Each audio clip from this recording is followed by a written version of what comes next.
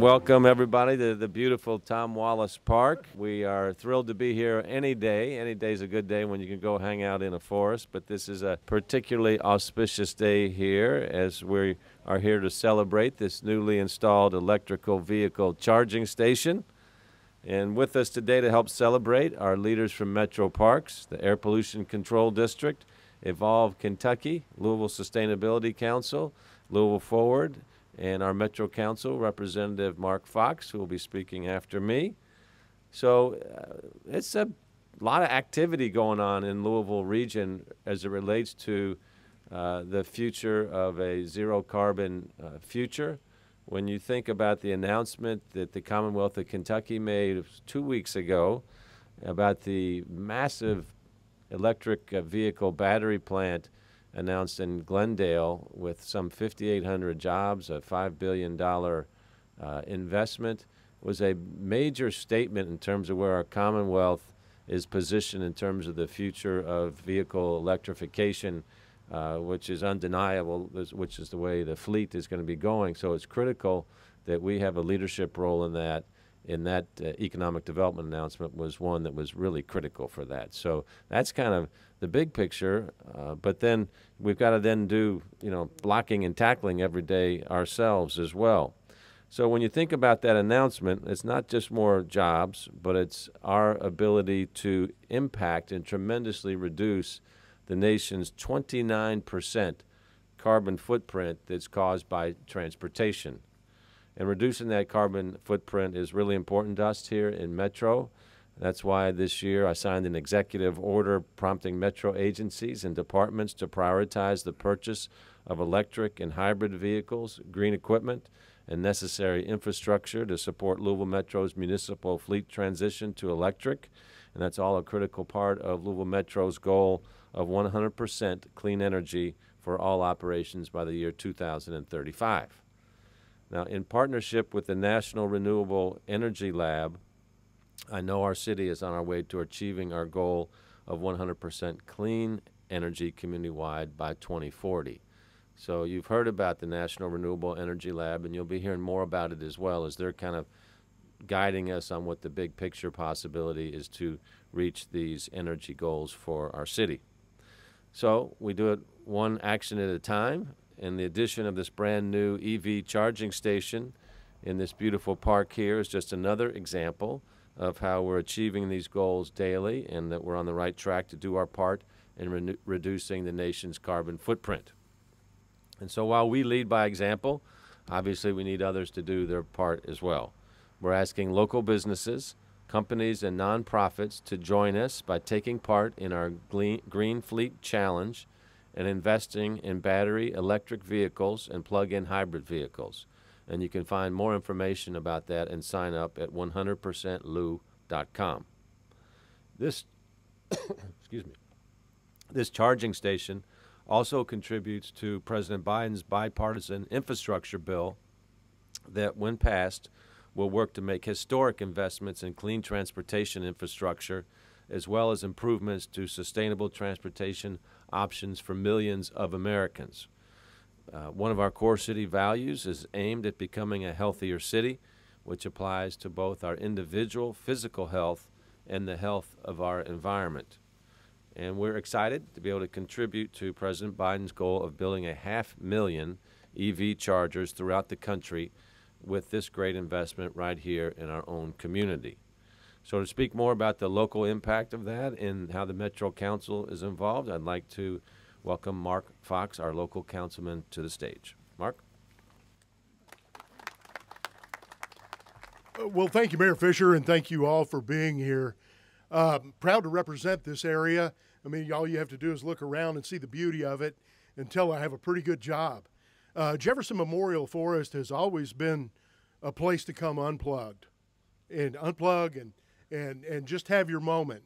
And now you can come and plug and recharge while you unplug and have your moment in this beautiful environment.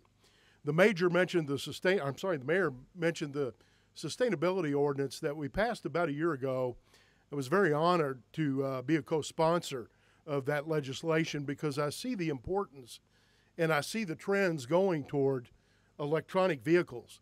And I can't thank our friends at Evolve enough for educating me as it relates to electronic vehicles. I mean, with the work of Elon Musk and Tesla, we're starting to see General Motors, Ford, obviously, as the mayor referenced.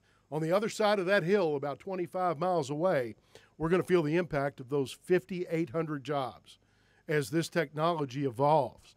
And following Ford will be General Motors, Volkswagen behind that, and the tide rolls on. So we're at ground zero of that because of our proximity to Worldport, where you can get goods and services on an airplane, when you can go next door to the Osborne Yard and get items on a train and on semi-trucks. District 13, South Louisville, and Louisville in general is at ground zero of this technology. And I'm really honored to be a part of it. And again, thank you all for being here, and thank you for supplying a level 2 charger so our friends that are in front of the curve in the electric car world can plug in. Thank you.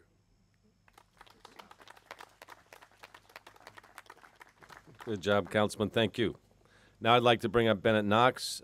Bennett is the administrator of Metro Parks Natural Areas and the executive director of Wilderness Louisville. Bennett's been a tremendous citizen for us and a great leader within Metro government, and his efforts played a really vital role in advocating for the funding and installation of this EV charger. Bennett? I'd also like to welcome everybody today and echo what Councilman Fox said. This is the perfect opportunity for folks to enjoy the forest. If you have an electric vehicle, you can now come in, plug in, take a hike, and enjoy the scenery while your car charges up. I think I really have one job here today, and that is to show gratitude and thanks to the many people who have made this possible. I think we have wanted this for quite a while at the forest. You know, we are Natural Areas Division of Parks, so we're all about nature and all about the environment, and this is a way to really show it and demonstrate on the ground. First and foremost, I really want to thank Evolve Kentucky, who brought this idea years ago, actually, but we wanted to make sure we put it in the right spot, which is Tom Wallace Recreation Area, right across from the Welcome Center, in great access to all of our trailheads. And now that we have some construction documentation for some really much needed improvements in this park, we have the perfect location for it. And really, I think Councilman Fox really said it, the early adopters. We wouldn't be here really if it wasn't for folks like Evolve Kentucky and just the citizens who've come about to promote the technology, and enjoyed having Evolve Kentucky up at Forest Fest promoting. They bring out their Tesla every year, so next year we'll have a great time. Also want to thank certainly Air Pollution Control District. They were very gracious in donating funding for this facility. Couldn't have happened without them. And then Wilderness Louisville, of course, submitted a grant, the Louisville Sustainability Council, which also made this happen. So I want to thank them as well, and I hope others will do so as well. Finally, I really want to make sure we acknowledge Jefferson Memorial Forest staff. We've got them standing back here. We really are all about saving the taxpayers' money, and this, it's really, we cobbled together a lot of different sources of funding, but we put a lot of in-kind labor into it with forest staff, so they did most of the manual labor out here to set it up. Just really want to acknowledge them. So thank you very much, and I'm going to introduce, I think, Vicki Welch, who is, you all know her, but she's also Vice Chair of Wilderness Louisville. So Vicki. I appreciate being asked to be here today, and I am Vice Chair of Wilderness Louisville. I am the former councilwoman here. I was here councilwoman for 13 years. Have seen a lot of wonderful changes out here at the forest. But Wilderness Louisville is the fundraising arm for all the forest areas in the community, not just this forest, but we do things at Shawnee Park and the ECHO program, which is Educating Children Outdoors program, lots of other programs. I want to recognize Andy Strobo, also one of our board members with his children here today. So thank you for being here. You can get these wonderful t-shirts up at the Welcome Center if you'd like to today. And with some other, our new version is also out with the long sleeve. So that's nice too to come out and use when you're out here hiking in our forest.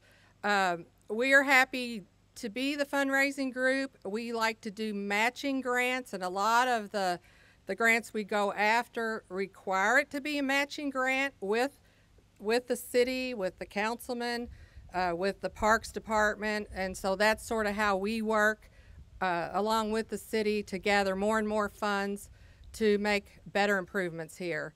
And it's just a wonderful thing today to be able to enjoy this and celebrate this for our future, for our kids' future, and our grandchildren's future. So thank you all.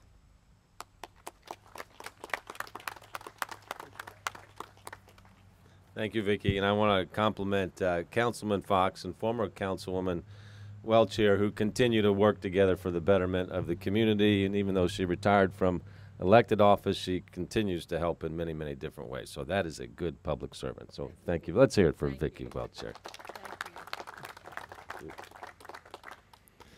Well, I also want to thank Stewart Involved Kentucky over here for being a driving force behind this installation. You guys have always been consistent with what you've been doing, and we're starting to see it pay off time and time again. So that's this is just the beginning. When you think there'll be over 500,000 EV stations, charging stations around the country, we're going to be starting to see a lot more of these. So we appreciate that, and we also appreciate you all being the driving force as a great financial partner and supporter with the $2,500 donation it received from the Louisville Metro Air Pollution Control District.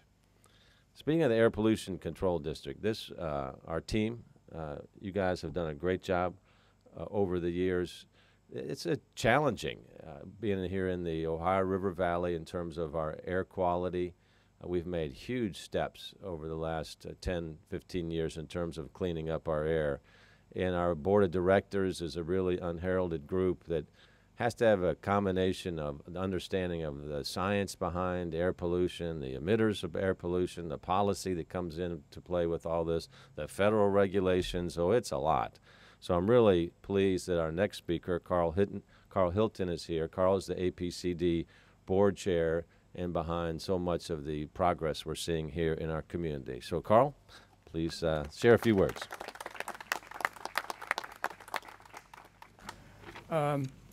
Thank you, Mayor Fisher, for those kind remarks. Also, I'd like to thank you for your leadership and support regarding this project. First, let me introduce myself. Like Mayor Fisher mentioned, I'm Carl Hilton, chairman of the board of our Pollution Control Board. The board consists of 7 members. The members are appointed by Mayor Fisher's office and also approved by Metro Louisville Council. The transition to electric vehicles still will have a direct positive impact on our quality of life here in Louisville, reducing our greenhouse emissions and improving ground level air quality so that all Louisville residents can breathe cleaner and healthier air. Thanks to the efforts of Louisville Metro, EVI Kentucky, and others. The use of electric vehicles will continue to increase. You probably have noticed that there are a lot of manufacturers with different models of these electric vehicles, so I think this is timely that we try to keep up with the demand of the electric vehicles. Also, investing in charging infrastructure is a critical part of making the transition to electric a reality. This project was a great fit for the Air Quality Trust Fund. It's also important that this project is filling a need in a part of the city that had previously not seen enough investment in electrical vehicle infrastructure. So I'm happy to see that we decided to put our funds over here in this area. The Air Quality Trust Fund is administered exclusively by the Air Control Board. The funds are raised entirely by donations and are used to help fund research, programs, and projects that will improve the air quality here in Louisville, Kentucky. The Air Pollution Control Board has used the fund in the past to lead the way on green energy in Louisville. In the year 2010, the fund was used to help purchase solar panels that to this day help provide power to the APCD Cannons Lean Air Monitoring Station. Also in 2016, the fund contributed to another charging station at Louisville Groves Health House in the Portland area. Again, I'd like to thank Mayor Fisher for giving me the opportunity to speak. And now I would like to introduce Mrs. Julie Murphy, Executive Director of the Louisville Sustainability Council.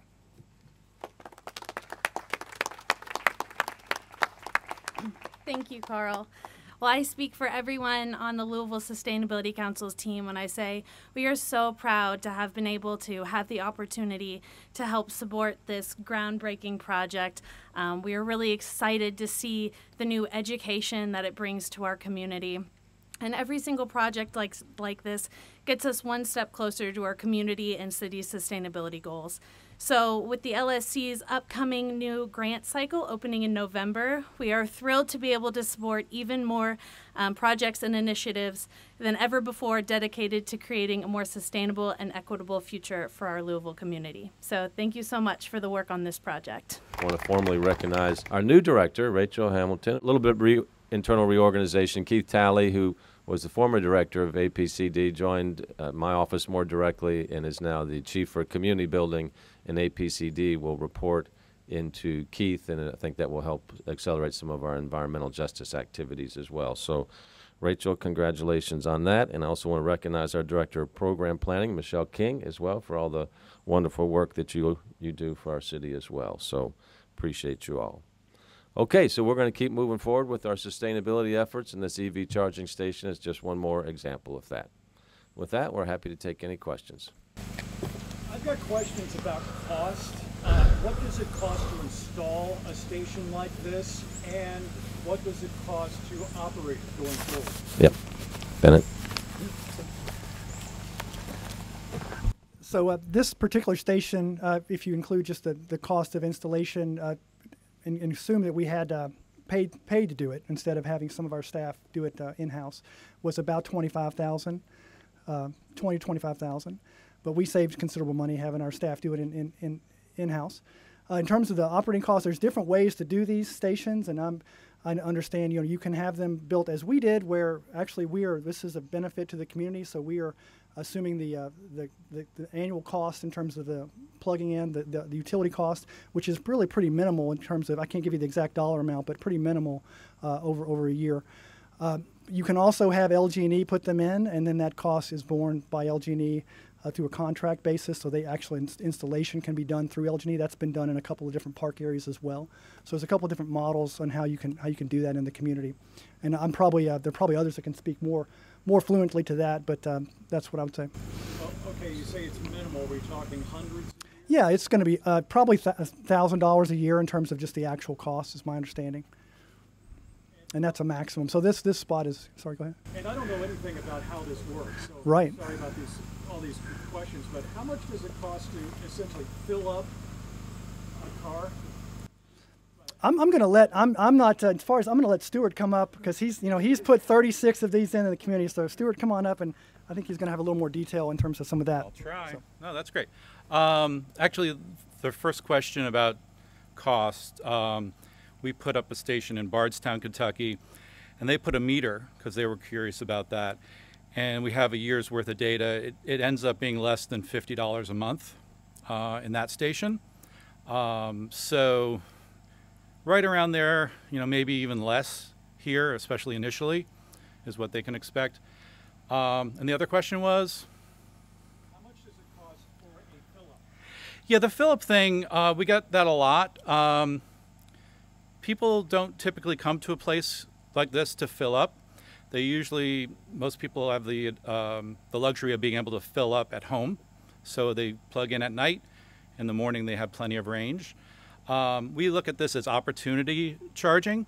So people will come here, they'll plug in for maybe an hour or two. My wife and I actually took a 2-hour hike here the other day, plugged in, came back, and we had, maybe 25 to 30, 35 miles of range after we did our little bit of exercise. So the charging stations that we put in we consider opportunity charging.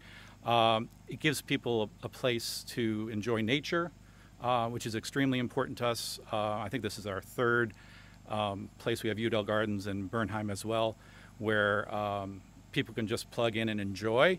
And then we have them in city centers and gyms and other places where they can get stuff done, you know. From 0 to full in a station like this typically doesn't apply. We were talking to Thornton Oil the other day about, you know, how this is changing their business paradigm over the years, and how do you put in EV charging stations at, you know, different filling stations around the country right now. So that's a really rapidly evolving industry. Councilman Fox, you were talking about, you sort of hinted at people coming out here.